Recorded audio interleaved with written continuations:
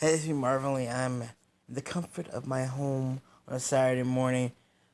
When I started watching a show called Weird Homes, I started watching it, I think, yesterday or the day before, and I liked it. It's kind of a little oddball, a little bit. Basically, I mean, it makes sense. It's called Weird Homes. You actually go and see these weird homes and places where people have, like, done things to their home to make them very unique homes and not just like, your standard out of the box home. And this particular one was about folk artists, and these are just people who basically create their own art. And generally, folk artists are also they have many interests, and so so not only do they create their own art, they're inventing things, they're sculpting, they're painting, um, they're displaying stuff, just all kinds of different stuff. Just have a lot of different music probably is also in there.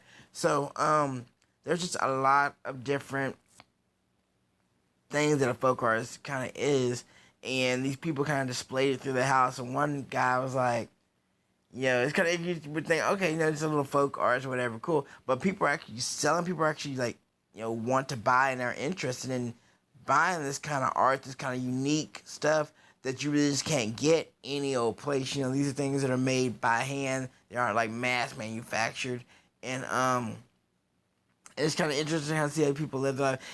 I think the most common string or thing I've noticed is that these people are generally happy. Like, they don't really seem stressed out or upset or distraught about a whole bunch. They just want to be able to do the art that they feel they need or want to express without trying to make it confined to anything. I think a lot of times in the world, there's a lot of pressure to conform all the time to certain social, societal norms and what's to be expected of you a lot.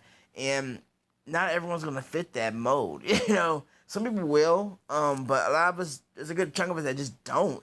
And when we try to like force ourselves into these molds, when we try to like force yourself into a square when you're really a circle, it's just like it's very, or vice versa. It's just very limiting to a person because you're not really being able to be yourself. And so, seeing and watching this kind of like reinforces, self acceptance and not trying to be like everybody else just so that way you fit in or because you don't get talked about. That's just part of what it is. If you have something special, something unique that you can bring into the world that no one else can bring into the world, you should do it. If it's something that's going to help people or going to bring some kind of light into the world, I think you should do it. That's exactly what these people are doing. They're taking their interest and they're sharing it with others. And when you have something that you do well and you really have a passion behind, you should share that with others. And it's kind of like really a lesson to myself about my own music and everything that I do. I should be sharing my stuff, but I don't should be like hoarding it up for myself because it's really not gonna help anybody. The music is meant to be shared. So this is me talking. I enjoy this. I think it's kind of interesting. I think it's kind of teaching about just because things are seen as weird or odd, that doesn't mean it's bad. It just means it's different. And just because something is different, I shouldn't be like, oh my gosh, write it off because the rest of the world's gonna write it off, or it's not the popular thing right now.